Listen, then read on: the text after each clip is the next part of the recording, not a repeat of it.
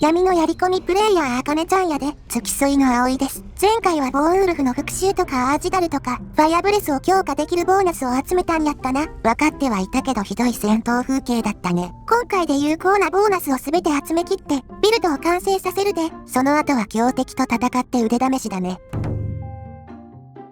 本じゃメインクエストを進めて内なる炎をゲットするで、パーサーナックスからもらえるファイアブレスを強化するボーナスだね。来い、ちゅうわけでパーサーナックスのとこまで来たで。早い。ここでは内なる炎の他に、ファイアブレスの二言目も教えてもらえるで。メインクエストここまで進めなきゃいけないから結構大変なんだよね。本来やったらこのシャウトは、パーサーナックスからドラゴンソウルをもらって自動的に解放されるんやけど、その前に手動で解放すると、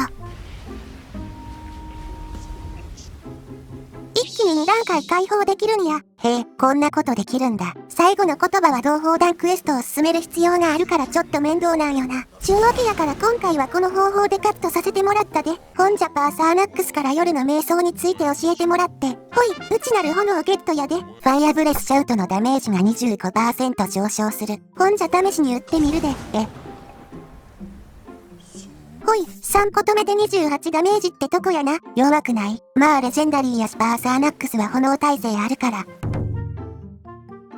本じゃ最後にドラゴンアスペクトのシャウトを集めるで、3個止めまで揃えるとシャウト感覚の軽減効果があるんだよね。それだけやなくて、実はいくつかのシャウトを強化する効果もあるんや。そうなんだ。ファイアブレスも強化の対象やから、ドラゴンアスペクトを揃えればよりダメージを上げることができるで、多少上がったところでって気もするけど、言葉の壁の前にサークリソスがいるから適当に倒して、ほい、ドラゴンアスペクト二言目ゲットやで。一言目はミラーク聖堂で手に入れてたね。ついでに変化の風を呼んで恋人の洞察をもらっていくで、異性に対するダメージが上昇するボーナスだね。以前は逃げるしかなかったシーカーもこの通り、ファイアウィルムの群れの前では無力やで。おとり性能が高すぎる。本じゃ恋人の洞察を取るわけやけど、その前に不死の亡霊へのファイアブレスのダメージを確認しておくで。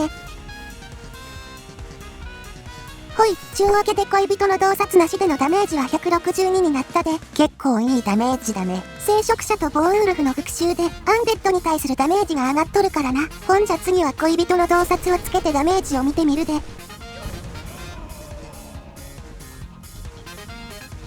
ほい、ちゅうわけで恋人の洞察ありでのダメージは162になったで。あれ？恋人の洞察なしと同じダメージやな。どういうこと？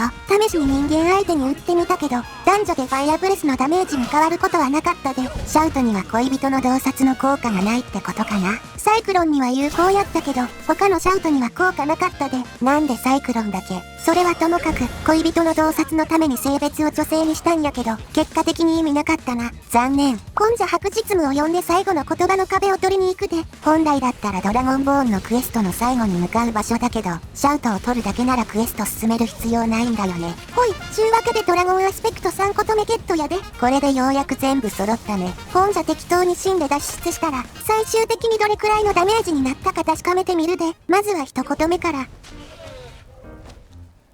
ほい、39ダメージやな。次は3個止めを試してみるで。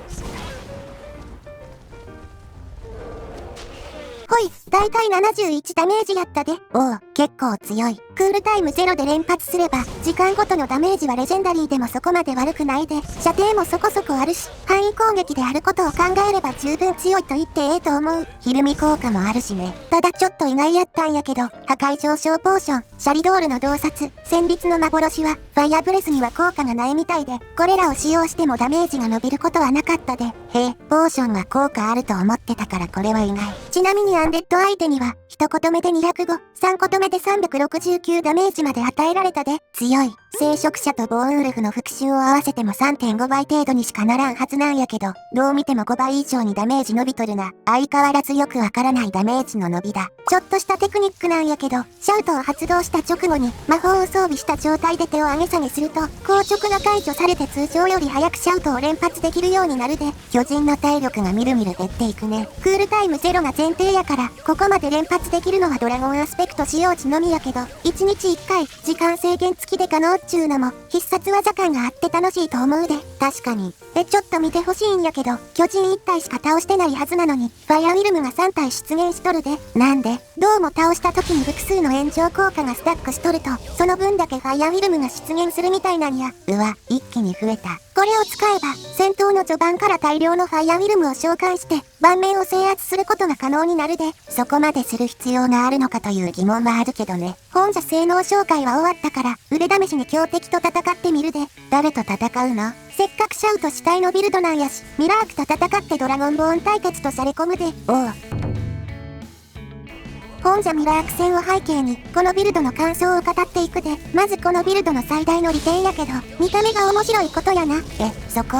ゲームは楽しんでなんぼやし、見た目の面白さは大切やと思うで。まあそうかも。性能面で言うと、守りの硬さはかなりのものやな。おとりを無制限に呼び出せるわけだしね。魔法耐性とか重装パークとか取ってないのに、ほぼ死ぬ心配ないからな。ただ欠点も多くて、最大の欠点は火力にかけることやな。ファイアブレス自体のダメージも低いし、ファイアウィルムの攻撃性能も高くないしな。でもここまで大量に呼び出せるなら、総合的な火力は悪くないんじゃない？大量に呼び出したところで、敵1体に同時に攻撃できるのはせいぜい3から4体までやから、やっぱり大した火力にはならんで。そか、ドラゴンアスペクトでクールタイムゼロにすれば火力は補えるが、1日1回しか使えんからダンジョン探索には使いづらいしな。それでもアンデッドがメインのダンジョンなら問題ないな。問題はそれ以外や。それ以外、特にフォースウォームやドワーフオートマトンみたいな魔法耐性持ちの敵がメインのダンジョンやと、やられる心配はなくても、時間はかかると思うで。あとこのビルドの最大の欠点は、欠点多くない？街中に現れるドラゴンに対処しにくいっちゅうことやな。どういうこと？ファイアウィルムは中立的な NPC にも襲いかかってまうから、街中で召喚すると衛兵とか町人と敵対してまうんや。それは困るね。せやから街中にドラゴンが出ると、ちまちまファイアブレス打つくらいしかやることがなくなるんや。なんか残念。まあ服従の3個ためを使えば済むんやけど、それを言ってまうと、結局ファイアブレスより強いシャウト使えばええやんとなってまうからな。クールタイムゼロにできるならどのシャウト使っても強いし、こだわりがないとわざわざファイアブレスは使わないよね。とまあ欠点も多いんやけど、使ってて楽しいビルドやと思うし、よかったら試してみてくれ。少なくとも新鮮ではあるよね。ほい、ミラークを倒し終わったところで亡霊小殺ビルドの紹介は以上やで。ファイアブレスと不死の亡霊、一見関係なさそうなのに意外なシナジーがあったね。火力に多少難はあるが、ドラゴンアスペクトの効果中にミラークを倒せるなら9大点やろ。動画では使わなかったけど、普通にプレイする分にはファイアブレス以外の攻撃手段を用意してもいいしね。このチャンネルではこれからも、スカイリムの変なビルドや、ネット上のどこにもない小ネタやテクニックを投稿する予定やから、興味があったらフォローチャンネル登録よろしくやで。いいね高評価もお願いします。ではまた次回。